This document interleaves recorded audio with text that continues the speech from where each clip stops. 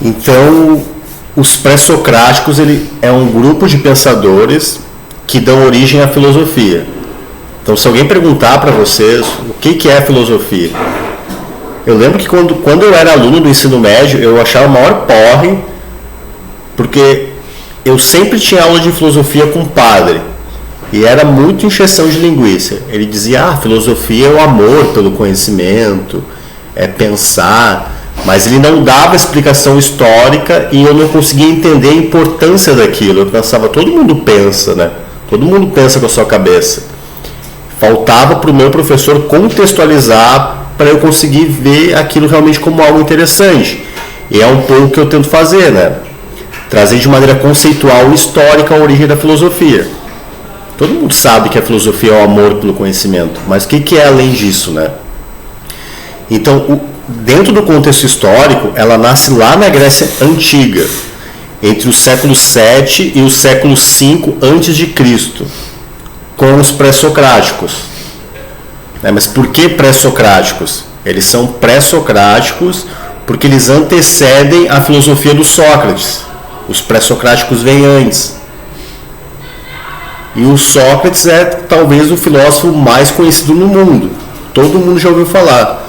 A gente tem pessoas famosas no Brasil com o nome de Sócrates, né?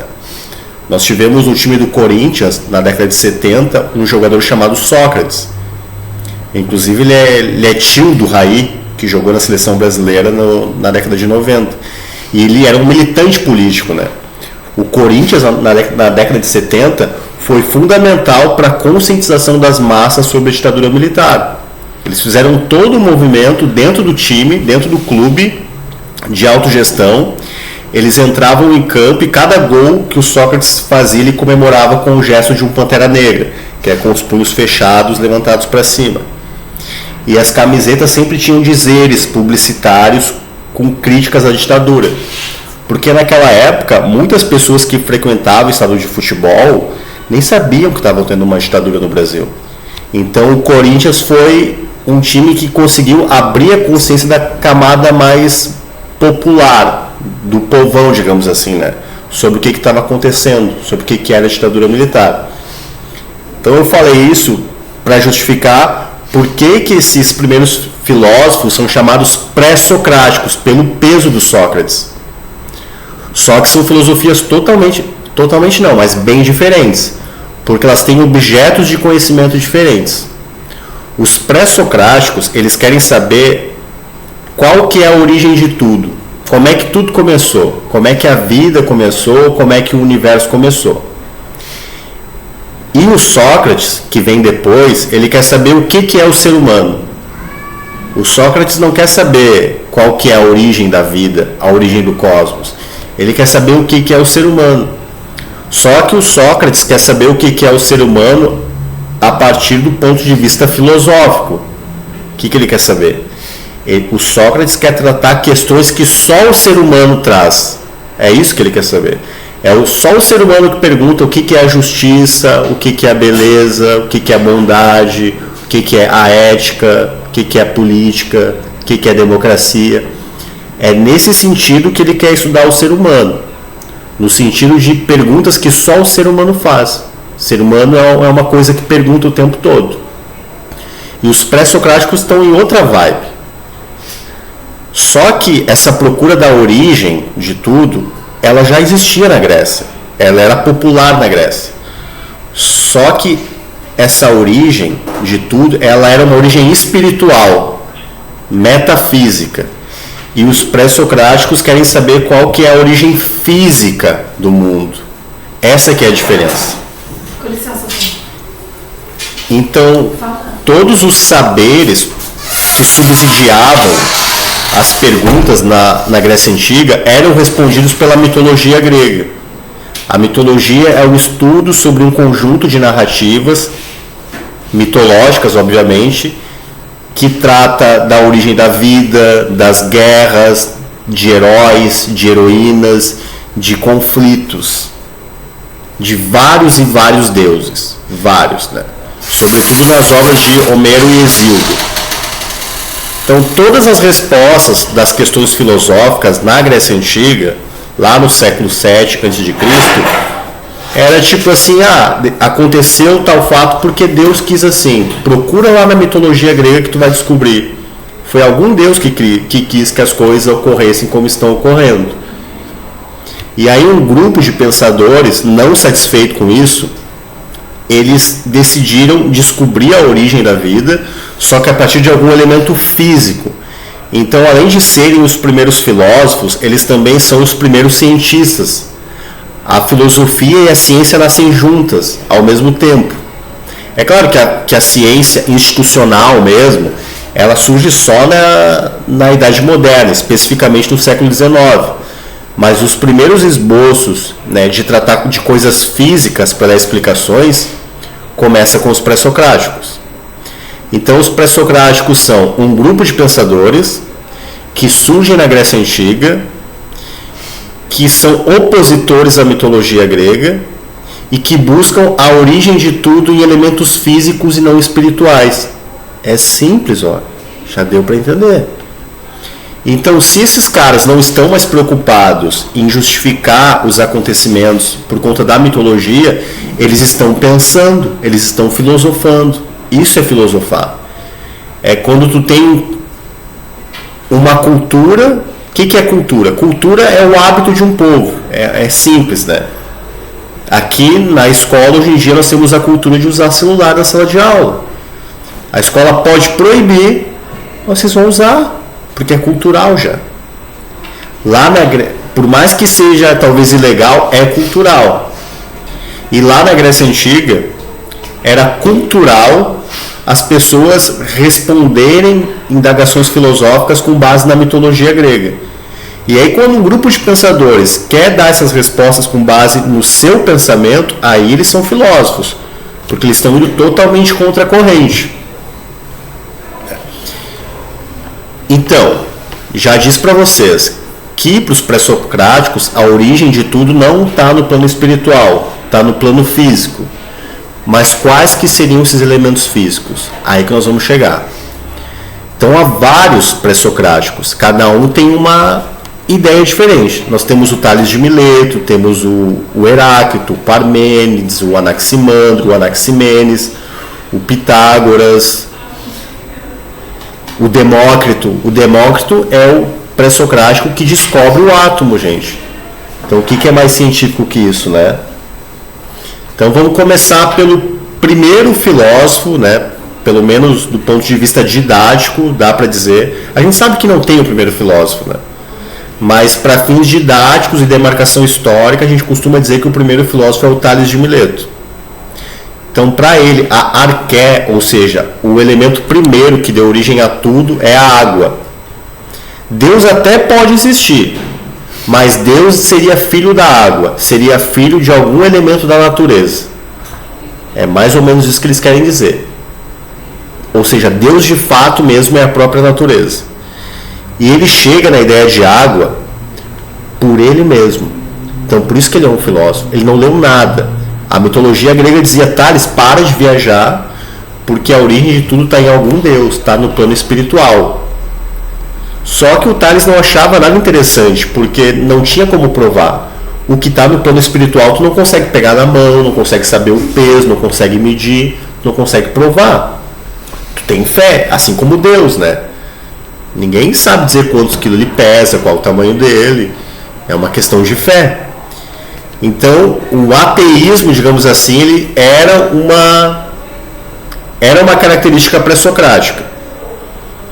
Mas por que era água? Ele começou a observar o mundo e chegar a certas conclusões. Ele se deu conta que o elemento mais presente no corpo do ser humano é a água. O que mais existe no mundo é terra ou água? Água também. Ele já percebeu esses dois elementos logo de cara. E ele se deu conta que uma planta, né, para viver, ela precisa de água. Se tu tirar a água dela, ela seca. Então, a água e a vida andam de mãos juntas. Agora, a água e a morte não. Porque o que não tem água não consegue permanecer vivo. Ele se deu conta também que o embrião ou o feto, quando ele está lá no útero da mãe, Ele só consegue sobreviver, ele só tem vida por conta da água. Mas agora eu vou abrir um parênteses aqui para dizer que o Tales ele não falava exatamente de água, né? Ele não falava do elemento H2O. Não existia nem tabela periódica na época. O que ele queria dizer exatamente? Nós nunca vamos saber. Tu imagina só, traduzir uma palavra lá da Grécia Antiga, lá do século VII, para hoje em dia. É quase impossível, gente. Porque as palavras vão mudando de significado o tempo todo. Os estudiosos costumam dizer que o termo mais apropriado seria úmido. Algo úmido, digamos assim, né? E não a água. Então é isso, os termos mudam o tempo todo. Né? Antigamente, tu chamar um homem LGBT de bicha era uma maneira de insultar a pessoa, né? Ah, esse sujeito é bicha. Isso, sei lá, há 20 anos atrás, ontem, né?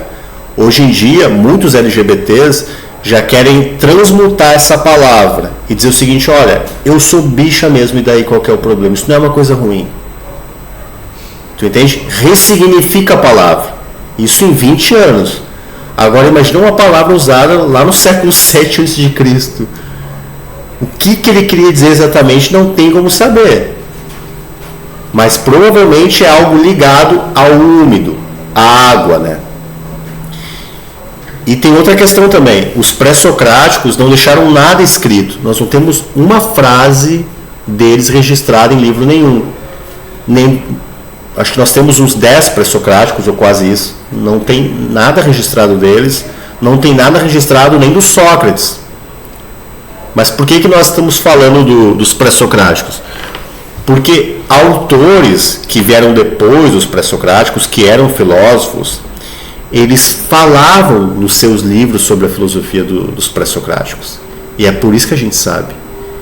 E o cara que explicou a filosofia dos pré-socráticos foi o Aristóteles. No livro dele, Metafísica 1, ele começa o livro dele explicando a teoria de cada um dos pré-socráticos. E é por isso que a gente sabe que eles existiram. Isso é interessante. E o Sócrates? Sócrates também não deixou nada. Tudo que se sabe do Sócrates é por conta do Platão, que foi discípulo do Sócrates. Então o Platão estava sempre com Sócrates, sempre, estavam sempre juntos. E o Platão escreveu, gente, mais de 30 livros, que são livros de diálogo, só de conversa do Sócrates com outras pessoas. Não tem narração, é o Sócrates conversando. Eu não sei como, mas o Platão conseguiu decorar toda a vida do Sócrates para conseguir escrever mais de 30 diálogos do Sócrates, dialogando, né, com os seus interlocutores. Então tudo que se sabe desse grupo de filósofos mais antigo é a partir de outros filósofos. Eles não deixaram nada escrito. Um outro ponto, então, que o Tales analisou para justificar que a água ou o úmido era a origem de tudo, é que uma mulher, né, uma relação sexual sem o espermatozoide, que é um líquido, nunca vai conceber uma vida. O espermatozoide é um líquido também, não deixa de ser. E o Tales percebeu isso. Isso é muito coisa de filósofo, entende? Ficar observando as coisas e tirando conclusões a partir da lógica, a partir do raciocínio. Para o Tales, esse elemento primeiro era a água. Há outros. O Heráclito, por exemplo. O Heráclito de Éfaso, ele ia já numa outra perspectiva. Para ele, esse elemento primeiro, ou arqué, era o fogo. Tudo vem do fogo. E se nós formos pensar, hoje nós já sabemos que há 4 bilhões e meio de anos atrás a Terra era uma grande bola de fogo. Quer dizer que a vida literalmente no mundo começou com fogo. E uma das maneiras de perceber isso é se dando conta de que o núcleo da Terra é uma bola de fogo. A gente costuma dizer que uma pessoa fria é uma pessoa sem vida, né? Ah, tu é muito frio, tá sem paradão. cadê o teu calor, cadê o teu fogo, né? Literalmente, né? Cadê o fogo, né? A libido pela vida. Então eles falam, os pré-socráticos, de maneira científica, mas também de maneira poética. De maneira poética, de maneira análoga, né? A gente consegue perceber o que eles querem dizer. Então isso é muito claro. Uma pessoa que não tem fogo, uma pessoa muito fria, é uma pessoa sem vida. Está aí uma maneira de pensar a origem da vida na perspectiva do Heráclito. Depois nós temos outros. Alguns que entendem que é o ar que deu origem a tudo. Outros entendem que foram os 4 elementos juntos, terra, fogo, ar e água. Outros entendem que seria o apeiron. O apeiron é um processo de transmutação onde tudo muda. Outros entendem que é um ser. O que seria o ser? O ser seria uma coisa estática, a primeira coisa do mundo. Se uma coisa é a primeira do mundo, ela tem que existir desde sempre no mundo. Porque ela não pode ter sido criada por ninguém. E isso seria o ser. Outros entendem que são os números. Outro vai entender que é o átomo. Nós vamos falar de cada um desses pré-socráticos e a arqué do ponto de vista deles. Mas isso aí vai ter que ser na próxima aula. Hoje nós vamos ficar por aqui no Tales e no Heráclito, porque é muita coisa. Deu para pegar o fio da meada?